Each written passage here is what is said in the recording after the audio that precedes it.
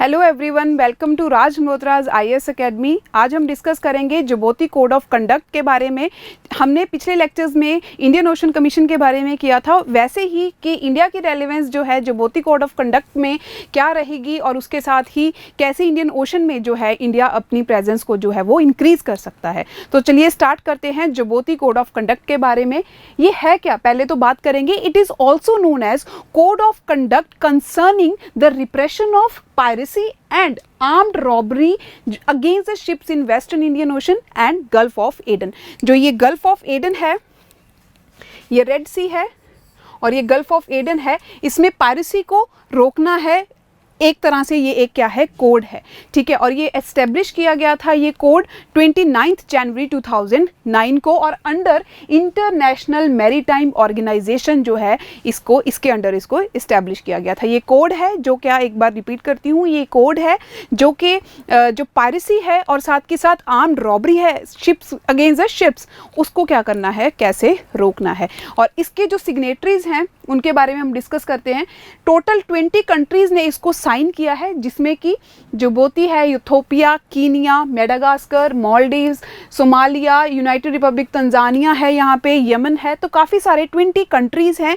और ये जो कंट्रीज़ हैं, यहाँ पे देखने वाली बात है कि ये जो कंट्रीज़ हैं वो सारे गल्फ ऑफ एडन वाला एंड देन रेड सी के एडजेसेंट है, और इंडियन ओशन जो वेस्टर्न इंडियन ओशन है, और साथ के साथ हम कह सकते हैं कि जो ईस्टर्न अफ्रीकन कंट्रीज़ हैं वो सारे कंट्रीज़ इसके जो हैं वो सिग्नेटरीज़ हैं। तो टोटल नंबर ऑफ सिग्नेटरीज़ जो हैं इसके 20 हैं। और ये जो कंट्रीज़ हैं Gulf of Aden, Red Sea, eastern African countries हैं, और साथ के साथ वेस्टर्न इंडियन ओशन में जो कुछ कंट्रीज़ आते हैं वो इसके सिग्नेटरीज़ हैं। और ये यहाँ पे इंपॉर्टेंट हमारे लिए क्या है, location of gulf of Aiden है, रेड सी एडजेसेंट कौन कौन से कंट्रीज हैं, और ईस्टर्न अफ्रीका के कंट्रीज की लोकेशन जो है हमें जो है वो याद रखनी है यहाँ पे। और साथ में अभी इंडिया ने रिसेंटली यहाँ पे, हमारी इंडिया के लिए ये बात है कि जो इंडिया है इसने एज एन ऑब्जर्वर जो है इंडिया को स्टेटस यहाँ पे दिया गया है इस कोड ऑफ कंडक्ट में। और कौन कंट्रीज हैं जिसमें इंडिया के साथ, इंडिया है, जापान है, देन नॉर्वे है, यूके है एंड यूएसए है। तो इन चार जो कंट्रीज़ हैं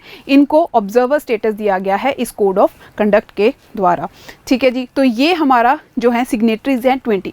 अब देखो इसका मेन ऑब्जेक्टिव क्या है।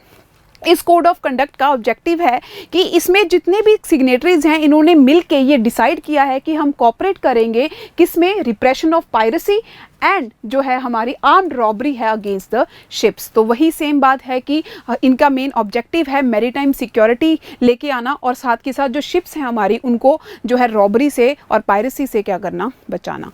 ओके, देन उसके बाद this was the objective of this, this is the objective of this code of conduct. इसमें एक इम्पॉर्टेंट चीज़ आपको प्रीलिम्स के पॉइंट ऑफ व्यू से इम्पॉर्टेंट जो है वो है, दिस इज जिद्हा अमेंडमेंट। ये 2017 में ये अमेंडमेंट की गई थी, और इस अमेंडमेंट में कुछ चीज़ें ऐड की गई थी। किसके साथ, जैसे कि इलिसिट मैरीटाइम एक्टिविटीज़ तो है ही थी, बट इसके साथ जो है अनरिपोर्टेड एंड अनरेगुलेटेड फिशिंग को हमने यहाँ पे ऐड किया है। Unregulated and this reported fishing को, साथ में sustainable use of maritime sector है, और जो है सिक्योरिटी के जो मैरीटाइम इश्यूज़ हैं उसको भी हमने एक वाइडर पर्सपेक्टिव से यहाँ पे देखना है। तो ये अमेंडमेंट की गई थी इस कोड ऑफ कंडक्ट में इन 2017। एंड अगर आपको आ जाए कहीं भी कि जेदा अमेंडमेंट किससे रिलेटेड है, तो ये जुबोती कोड ऑफ कंडक्ट की में 2017 में क्या की गई थी, अमेंडमेंट की गई थी, और इसमें हमने अनरेगुलेटेड एंड अनरिपोर्टेड जो है फिशिंग जो है उसके बारे में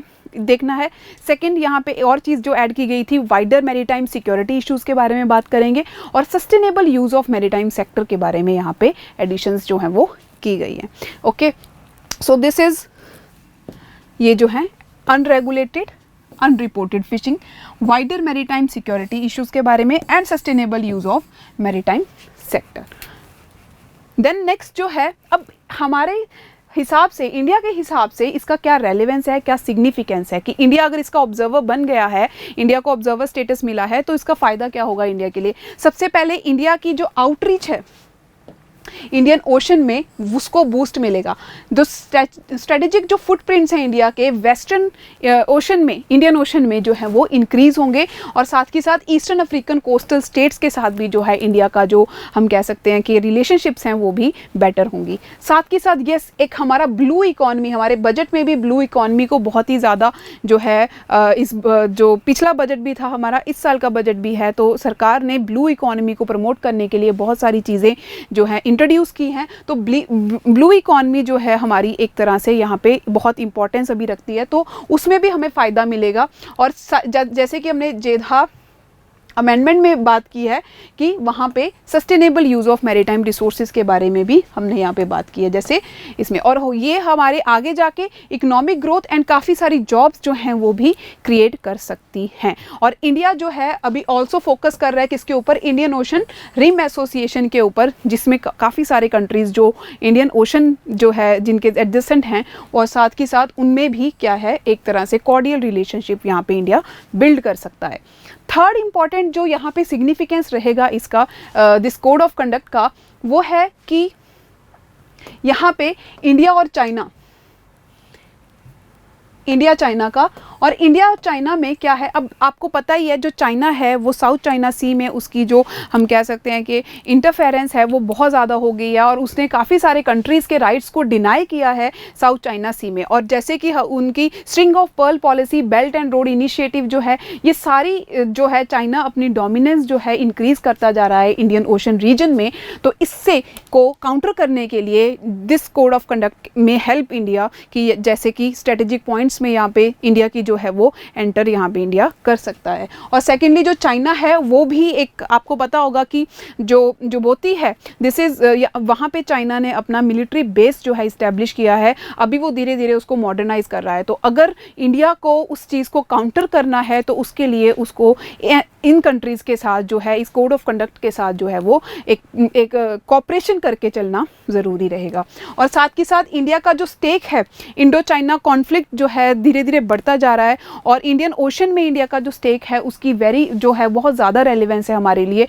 और इसलिए जो है इंडिया को अपनी ब्लू वाटर नेवल कैपेबिलिटीज़ भी जो है ज़्यादा करनी है, जिसके वजह से हम कह सकते हैं स्ट्रॉन्ग करनी है, स्ट्रेंथन करनी है, जिसकी वजह से हमें यहाँ पे इस कोड ऑफ कंडक्ट का बहुत ज़्यादा एक तरह से फ़ायदा हो सकता है।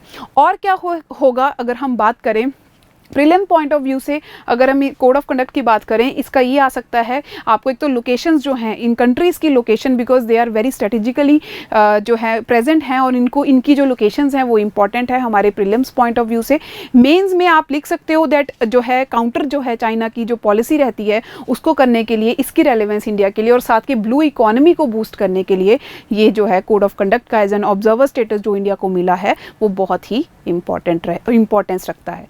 ठीक है। और साथ में अगर हम बात करें इंडो पैसिफिक रीजन की, जो अभी न्यूज़ में भी है, वो है कि जैसे इंडिया जो है उसने काफ़ी सारे, जैसे क्वाड है जिसमें Japan, India, Australia, India, USA हैं, इसमें इंडो पैसिफिक का जो बनाया गया है ग्रुपिंग, तो वो भी जो है इंडिया को हेल्प करेगा इस जो है इंडो पैसिफिक रीजन में अपनी डोमिनेंस जो चाइना शो कर रहा है उसको काउंटर करने के लिए। सो काफ़ी सारी चीज़ें हैं, काफ़ी इंडियन ओशन रिम एसोसिएशन को इंडिया को फ़ायदा हो सकता है इसका। सो यहाँ पे हमने बात की है जुबोती कोड ऑफ कंडक्ट की। So thank you so much. तो ये जो है हमारे prelims and mains point of view से दोनों के लिए बहुत ही इंपॉर्टेंट है। So stay tune and thank you so much.